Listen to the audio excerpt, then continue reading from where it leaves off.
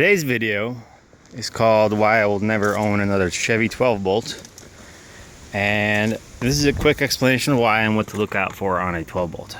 Okay, well, on a 12 bolt, you have the convenience of being able to use newer brakes because the flange pattern is the same, but that's not really a positive in any way because you can use newer brakes on a Ford 9-inch as well.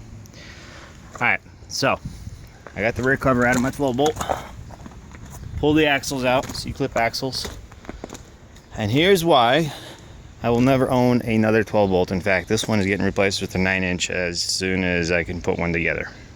I'm that tired of them.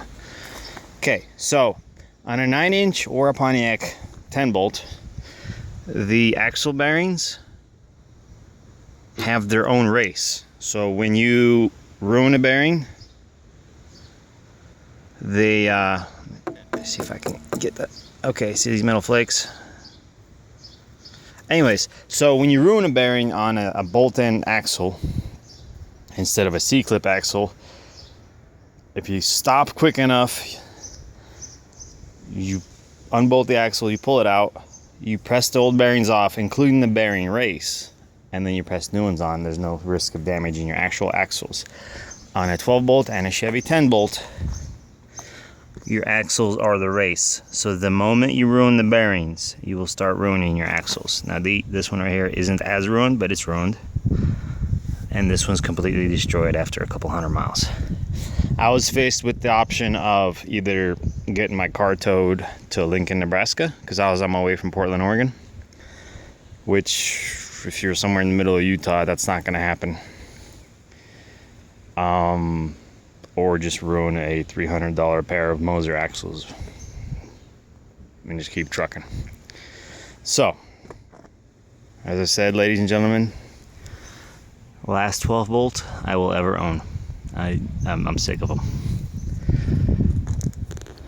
I will do my best to try to attend Power Tour. When I upgraded to the Moser axles, I still have my original 65 Chevelle SS axles, which I have not done anything with. So I'm going to use these same studs, pull them off, and press them onto the factory axles. Put the factory axles in with new bearings, clean the housing out so there's no metal shavings, and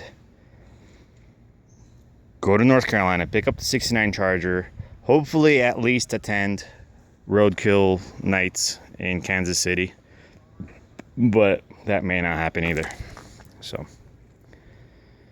fear not, I will be back on the road shortly. I will not be back on the road with those axles, and as soon as I can, this is going to be sold to some lucky person who wants a 12 bolt.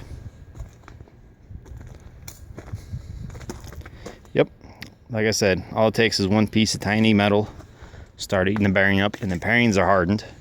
So once they're starting to eat up, all those shavings start eating up the other bearings, and it all just goes downhill very fast from there. So there you have it. Now you guys know. Why is a Ford 9-inch, a Mopar 8 3/4, or a Dana 60 better than a Chevy 10 bolt or 12 bolt? This is exactly why. Because when a bearing goes, it takes the axles with it.